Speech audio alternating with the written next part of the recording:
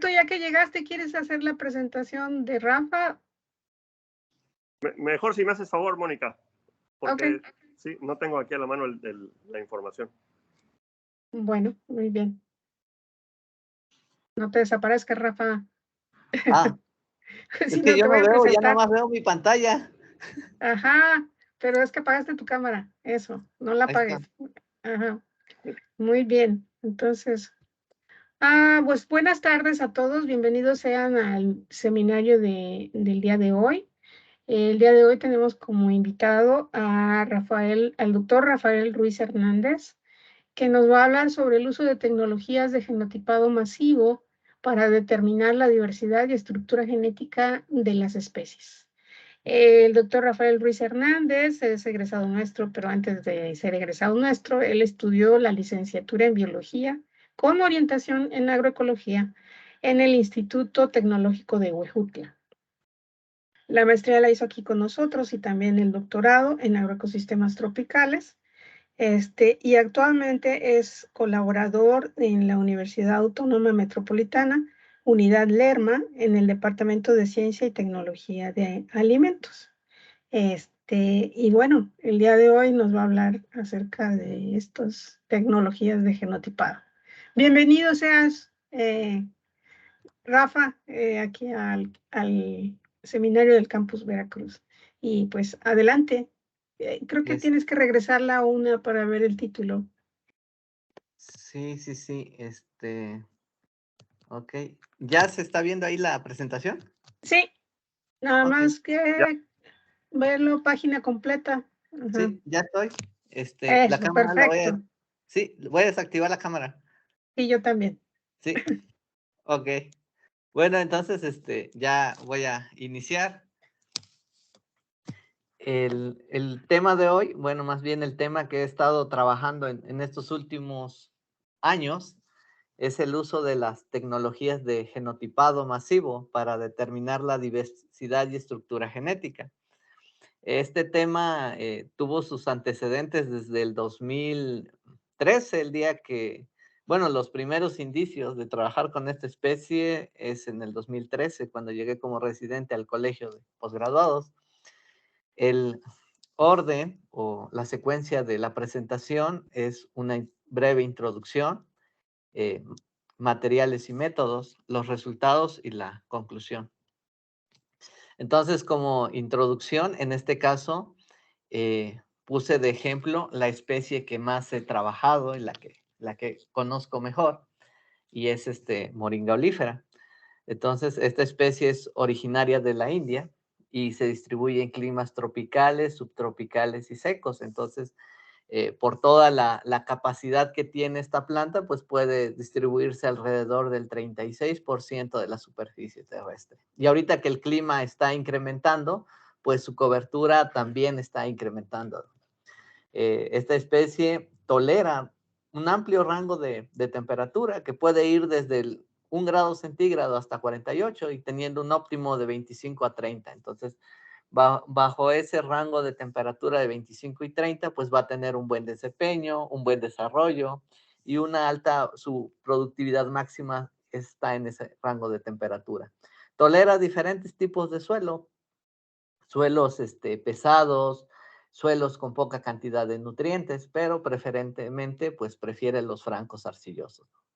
En cuestión a la temperatura, tolera un rango también amplio que puede ir desde los 250 hasta los 2000 milímetros de agua al año, siendo los 1000 el rango, bueno, el punto medio que sería el óptimo para su producción.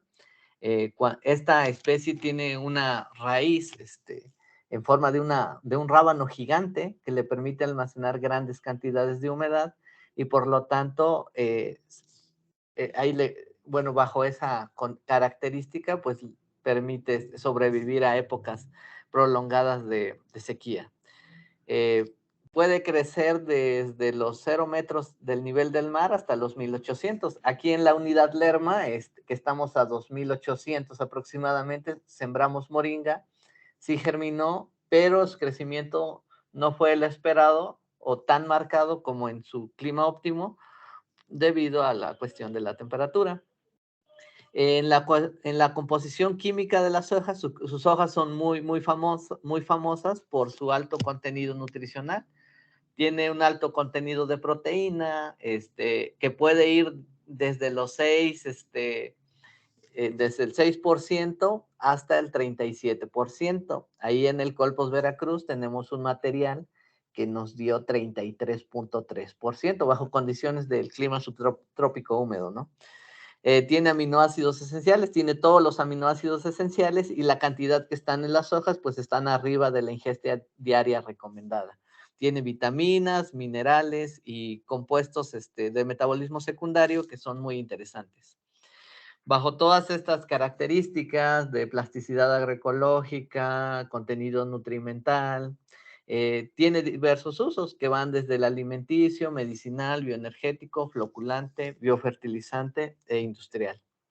Entonces, en esta lámina se muestran también qué vitaminas están presentes, qué minerales y aminoácidos esenciales que hacen que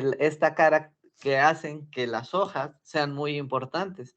Y por ello Moringa en el 2014 estuvo como en el top de las mejores 6 plantas con mayor potencial para contribuir a la seguridad alimentaria y nutricional de países que están en vías de desarrollo.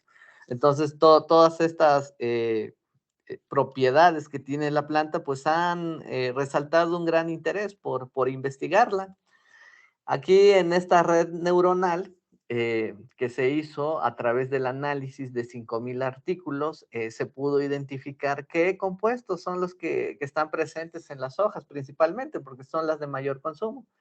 Y ahí se pudieron encontrar todas las que menciono anteriormente y cómo ellas están teniendo un impacto positivo en la salud del ser humano y más hoy en día que la presencia, prevalencia y frecuencia de enfermedades eh, crónicas degenerativas pues está incrementando, ¿no? Entonces, en esta segunda red se muestran qué enfermedades son las que ya se han estudiado con moringa, que ya hay estudios de caso en humanos, ya se sobrepasó esa parte de que se hacía con ratones. Bueno, en algunos casos se sigue haciendo, pero en otras ya se han hecho en seres humanos y ahí se pueden ver la parte de que se utiliza por sus propiedades antiinflamatorias, tiene propiedades quimiopreventivas, sirve para combatir el estrés, la hipertensión principalmente, y tiene varias propiedades muy interesantes que hoy en día ya cuentan con un gran respaldo científico, ya superó la barrera del conocimiento pues tradicional, ¿no? En esta lámina, pues en la parte de la derecha hay un cuadro que en la primera columna menciona la enfermedad y en la segunda el compuesto activo identificado en moringa, ya así como muy específico. Una cosa importante que hay que recalcar que pues moringa no es un medicamento y debe ser utilizada como un complemento alimenticio, ¿no? Debido a que para recomendarla como tal, el compuesto pues hay que aislarlo, hay que tener pues hay que pasar por otro tipo de pruebas que todavía sean más robustas. Entonces, el conocimiento tradicional de moringa ahora está siendo confirmado lentamente por la evidencia científica. Antes se decía, es que yo consumo esta planta y me sirve para esto, me siento mejor, pero muchas veces ese efecto es psicosomático, no hay el número de muestras es muy pequeño, la metodología no fue tan robusta y todo ese tipo de cosas, ¿no? Pero ahora ya están identificados estos compuestos, que algunos son minerales y algunos otros son compuestos bioactivos resultados del metabolismo secundario de la planta.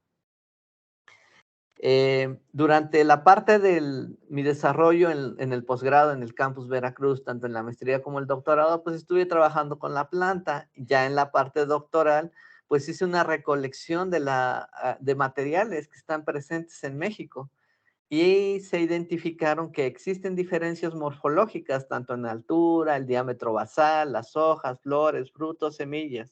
y todo el proceso fenológico, ya sea de el inicio de la floración, fructificación y tiempo de desarrollo de los frutos. Entonces, todo esto fue creando un escenario que debía ser, ser estudiado a mayor profundidad.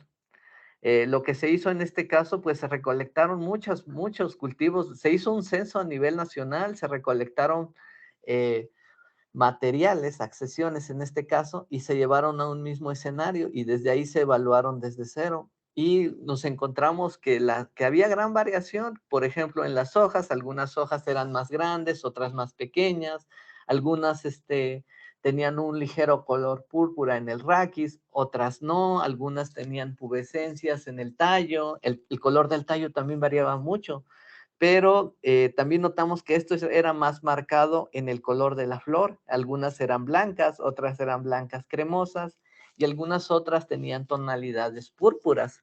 Entonces, si de forma exploratoria encontrábamos que había diferencia morfológica, pues esto nos estaba sembrando aún más duda de cómo estaría a nivel molecular. Y pues nos vimos a la tarea de trabajar con microsatélites en ese entonces, pero pues no eran tan informativos. Entonces, con base a los materiales recolectados, pues hicimos una caracterización morfológica a través de descriptores cuantitativos y descriptores cualitativos. Eso nos permitió pues decir, bueno, pues estos materiales se agrupan en estos clústeres y nos dan la oportunidad pues de decir, bueno, estos son los candidatos para explorarlos a otra profundidad y a otro tipo de extensión, ¿no?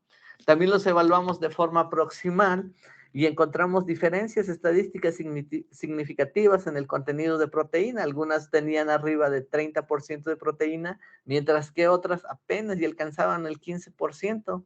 Había diferencias en el contenido de cenizas y esta es como un total del contenido mineral de la hoja. Bueno, pues entonces ahí hay algo más que no es ambiental, porque habíamos quitado toda esa parte, porque estaban siendo evaluadas en el mismo escenario.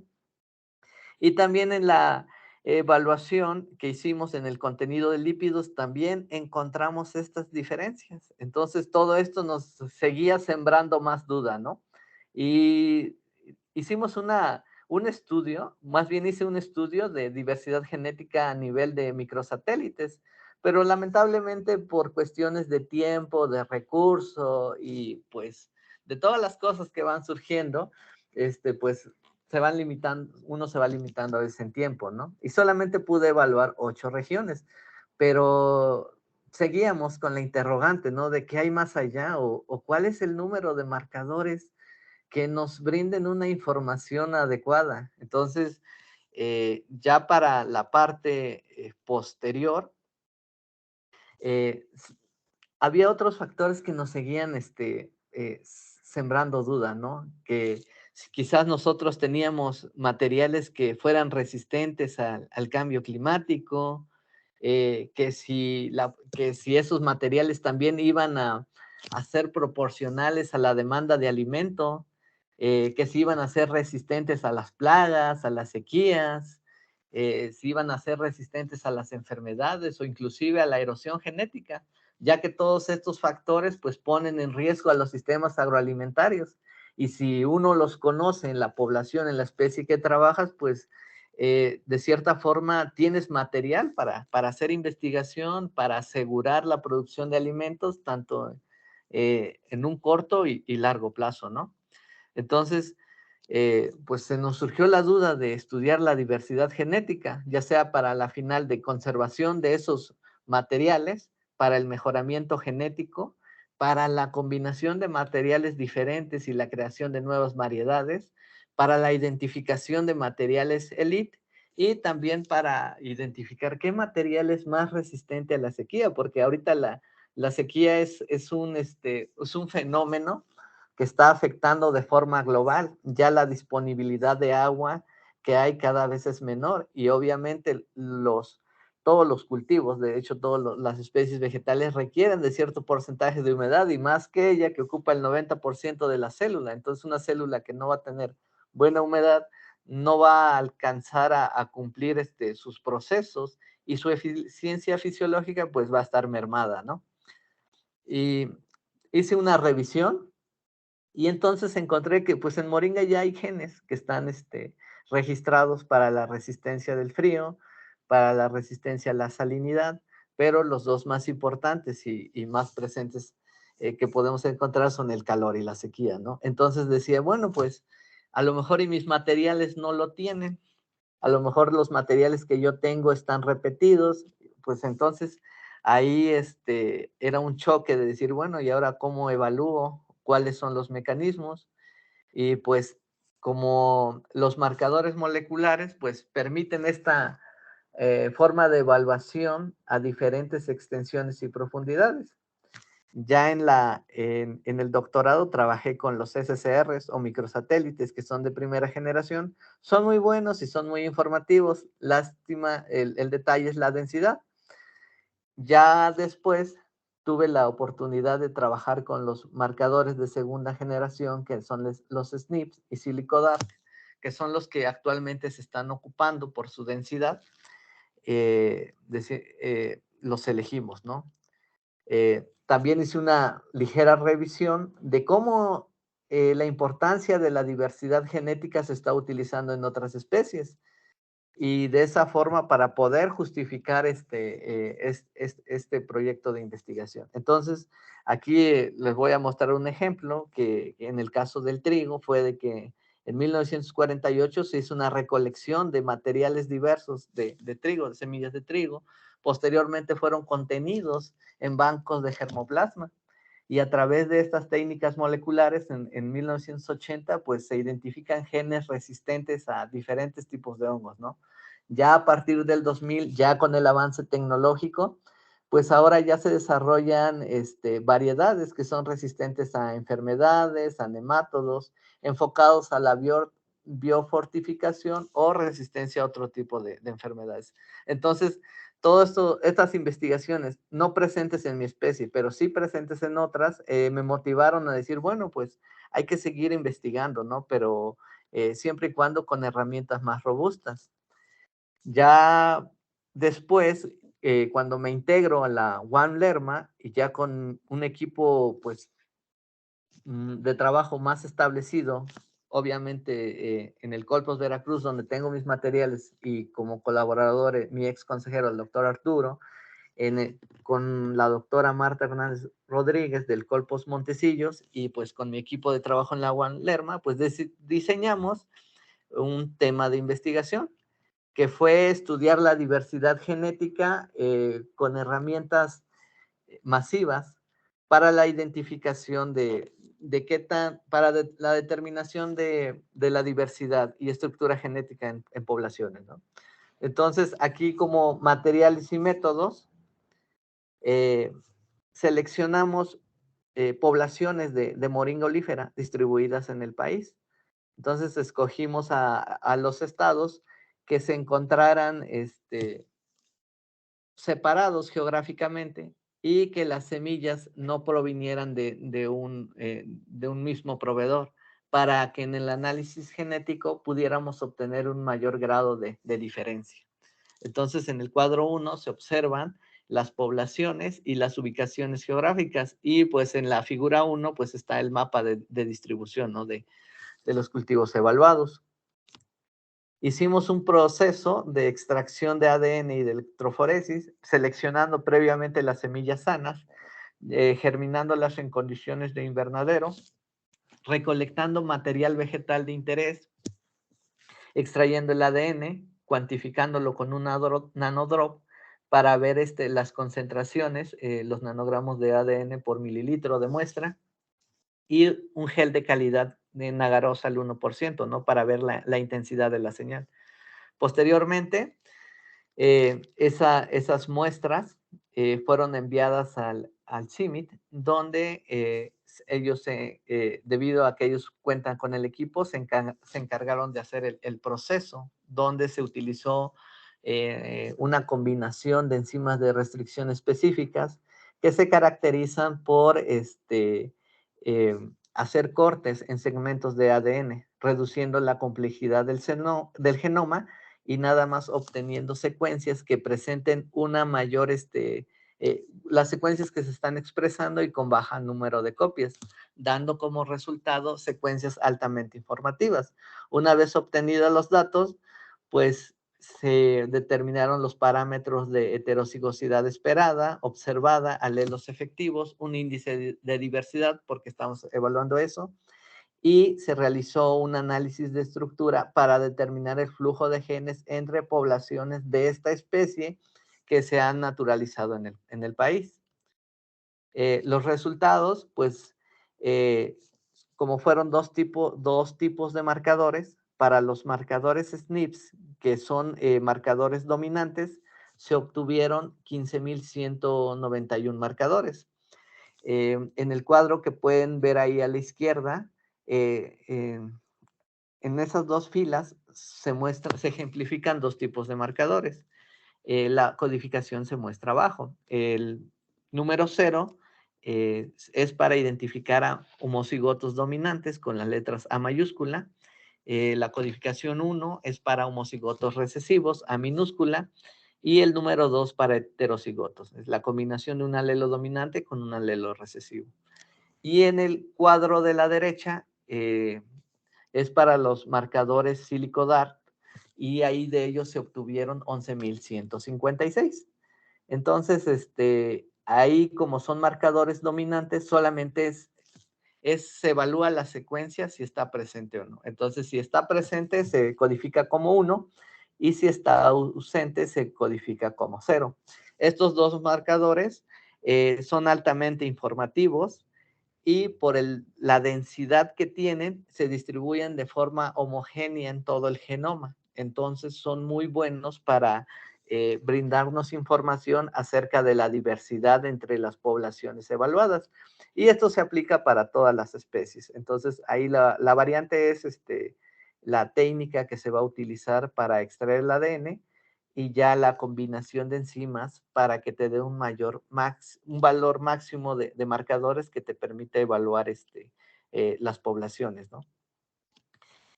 En esta diapositiva muestro un resumen de lo que son los parámetros que te van a informar qué tan similares o diferentes son las poblaciones. Y de las 14 poblaciones evaluadas, la población que es más diversa es una que se encuentra en el Estado de México. Casualmente se encuentra en Chapingo, hay un cultivo ahí. Fui a muestrear y esa es la que me dio más información. Y la población que está marcada con color rojo, que muestra el 0,18, es de muy poca diversidad genética. Entonces, ese cultivo tiene muy poca variación. Entonces, si esos dos cultivos los sometemos a un mismo escenario y las condiciones ambientales tienden a cambiar y hay estreses, bueno, se presenta un tipo de estrés en una intensidad pues elevada, pues una población va a resistir diferente, dado que la mayor diversidad genética les permite amortiguar esos fenómenos, ¿no? Y algunos individuos van a presentar mayor resistencia o incluso tolerancia a ese efecto adverso, ¿no? Entonces, esa abreviación que ven como HE se refiere a la heterocigosis esperada y se refiere a la proporción de alelos referentes que hay en una muestra.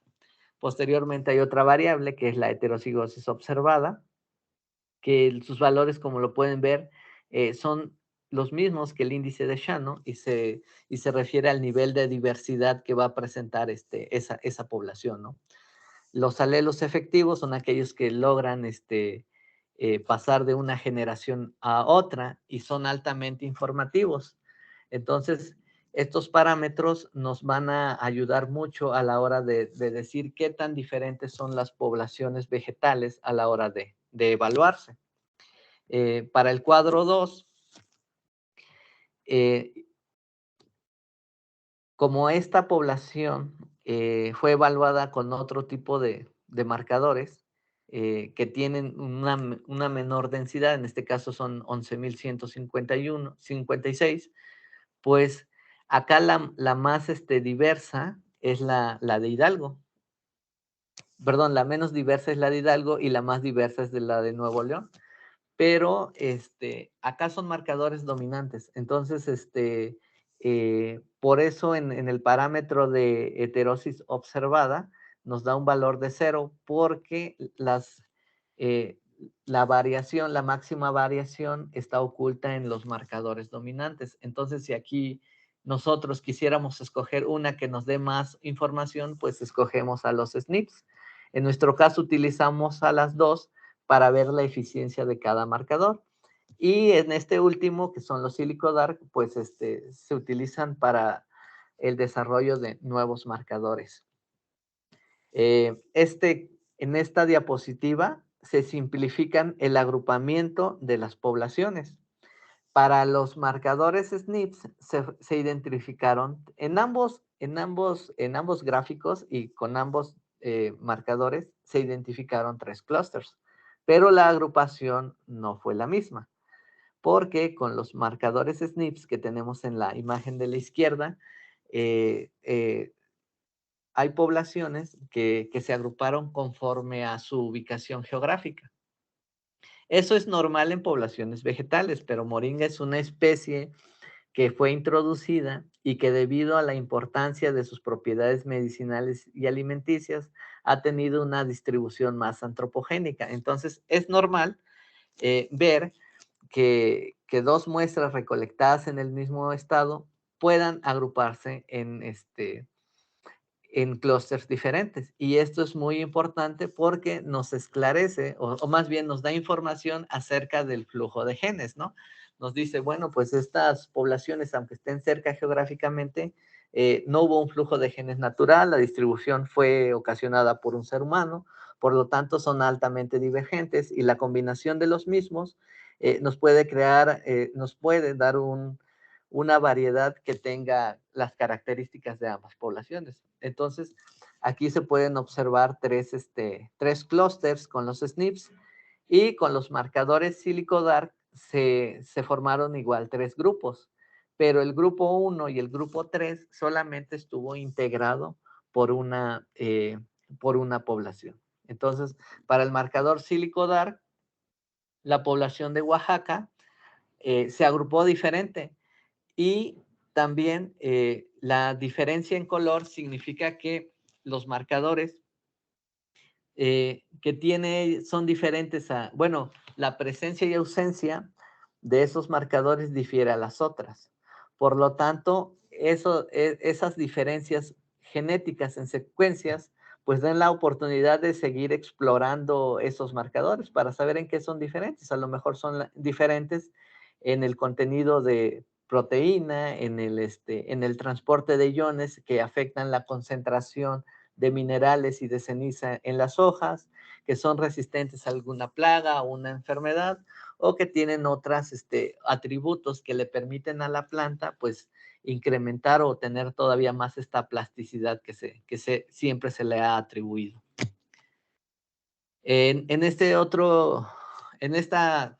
diapositiva de resultados, este es un análisis de estructura genética, en el cual consiste identificar a poblaciones originales que dieron origen a las poblaciones que están presentes en el país. Entonces, para los SNPs, se identificó que 2 poblaciones originales y que la combinación de ellas dieron origen a las 14 poblaciones evaluadas.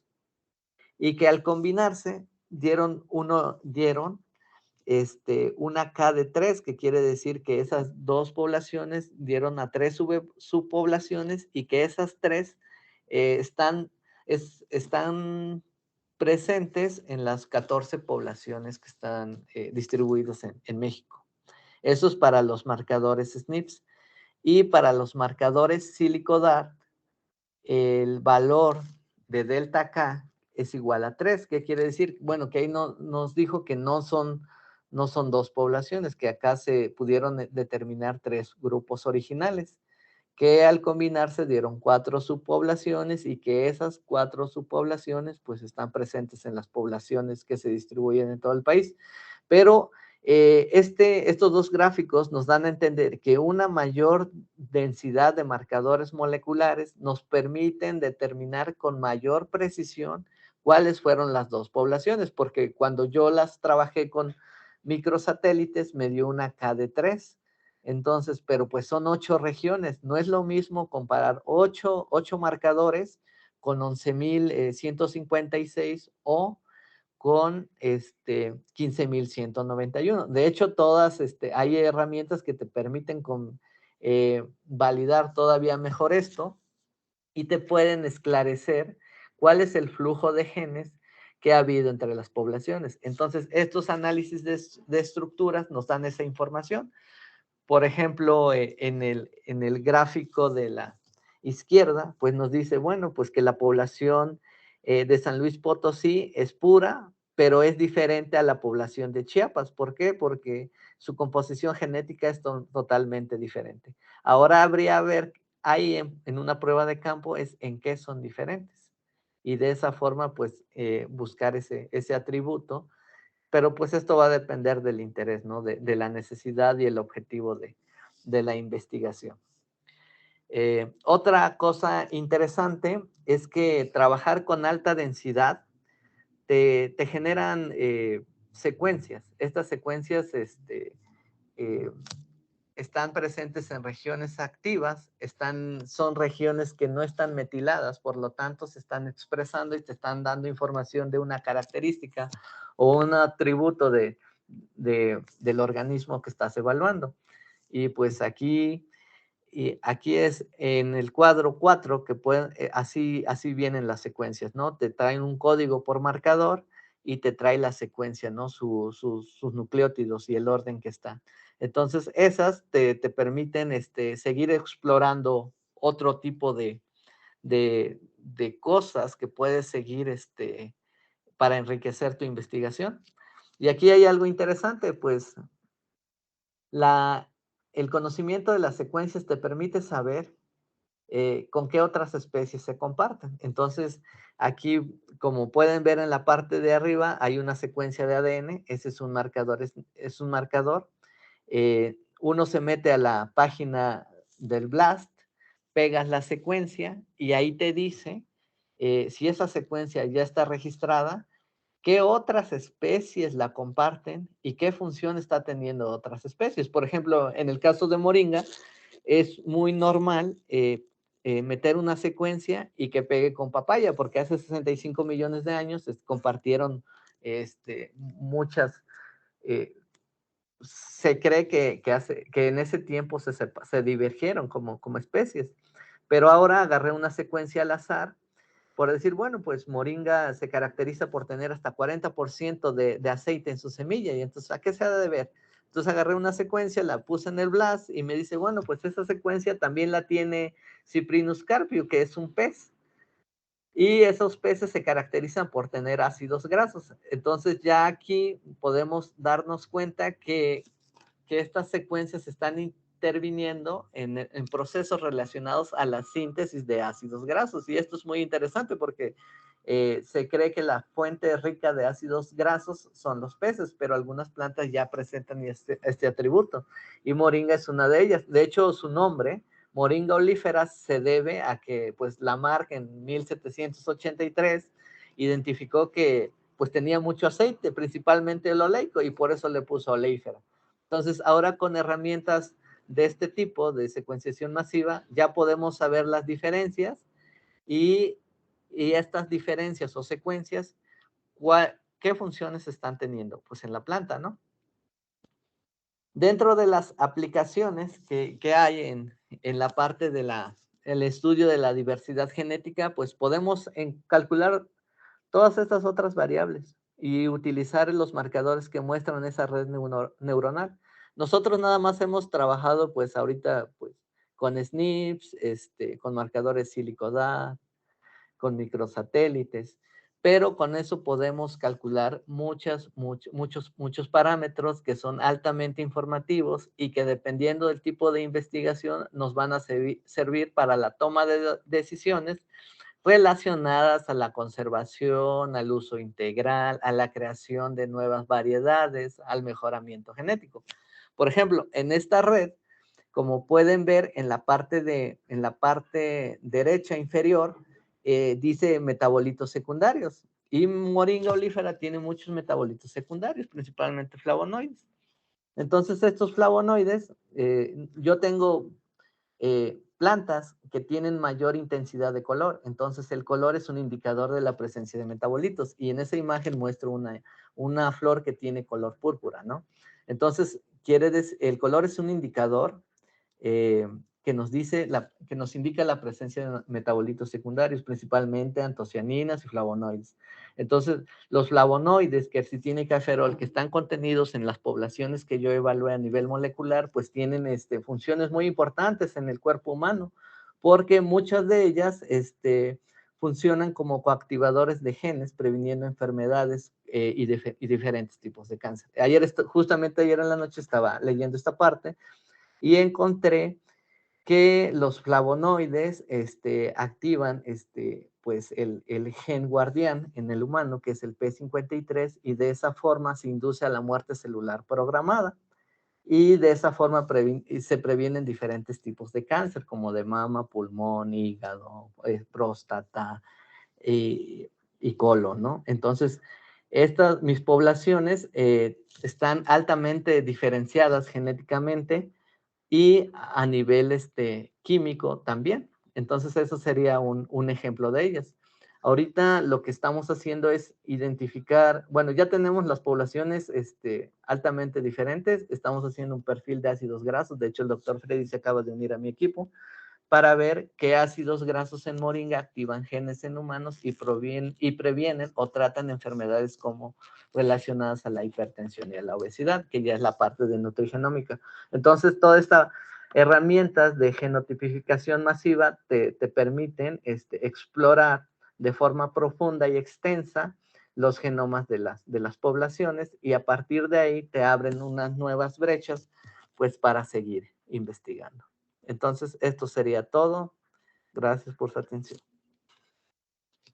Doctora. Sí, Rafa. Hola. Buenas tardes. Bueno, aquí tenemos algunos comentarios de los asistentes. El primero es que Jorge Catalino te está saludando. Hola, el doctor Rafael Ruiz. Y también tienes saludos de Luis Alan. A todos, en realidad. Bueno, pero abrimos a las preguntas de la audiencia.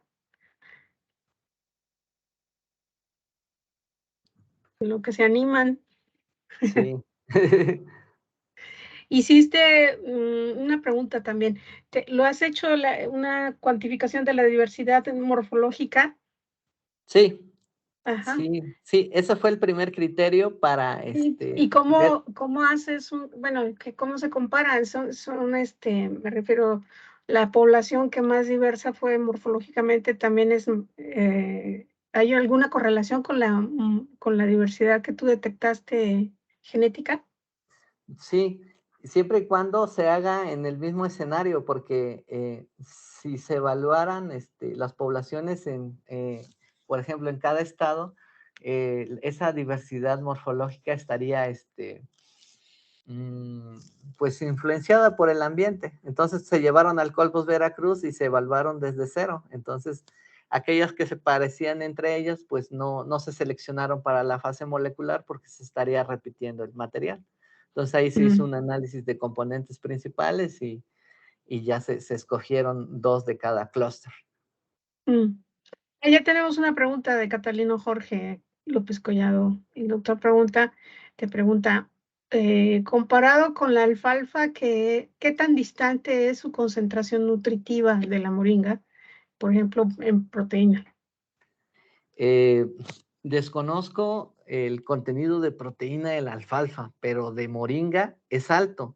No es tanto su contenido, sino que su digestibilidad es del 69% y su solubilidad es del 89%.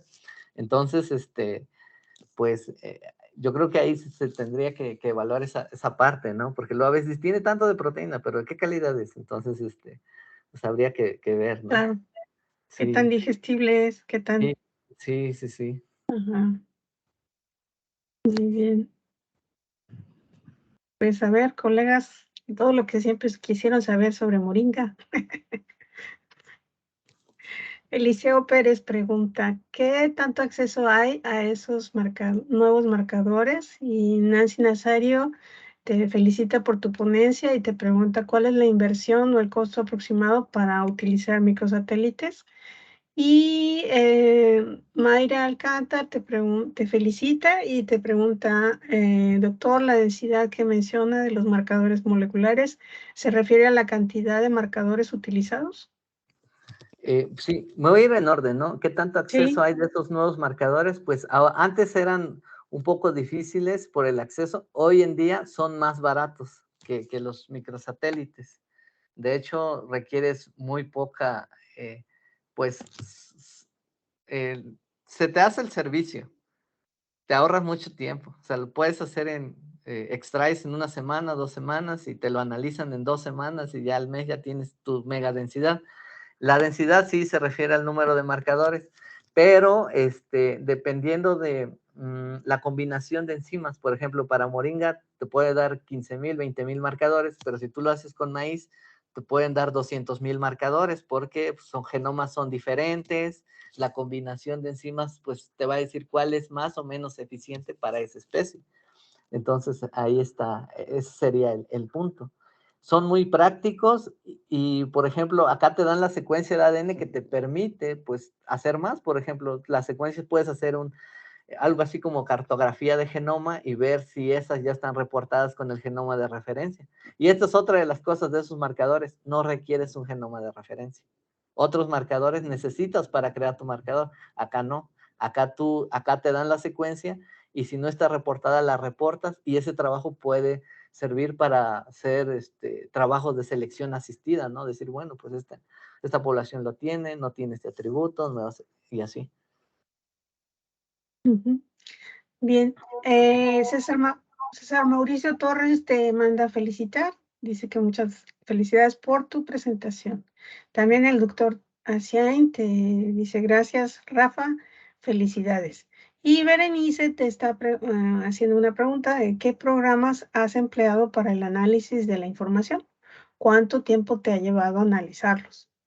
Pues son diferentes. Por ejemplo, para medir la diversidad genética, pues está el Power Maker, está uno que es para Excel que se llama GeneAlex, el Pungin, el Arlequín, está el BioR, incluso R ya lo puede hacer, pero para el de estructura, y eso los haces en 5 minutos, 10 minutos, o sea, pero el de estructura genética sí requieres una computadora que tenga una memoria arriba de 16 de RAM, y con eso te lleva 45 días en hacer un solo análisis, porque, ¿Sabes? pues, sí, porque a mí me dieron un depurado de 500,000 de secuencias, imagínense.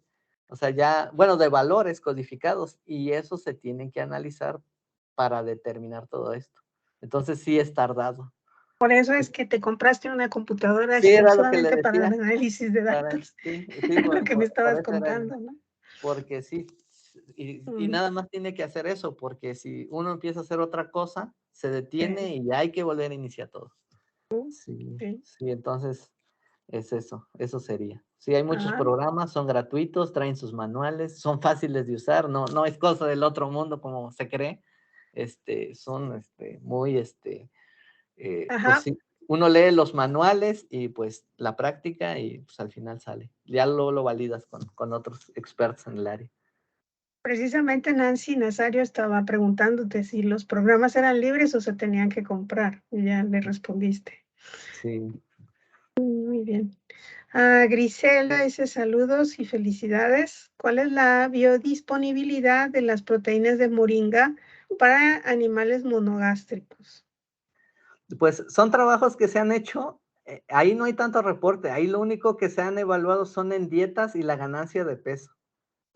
Algunos, pues por cuestiones de diseño experimental, luego uno revisa la información y pues se contradicen, pero pues ese campo todavía no lo he explorado, de hecho apenas apenas estamos viendo esta posibilidad.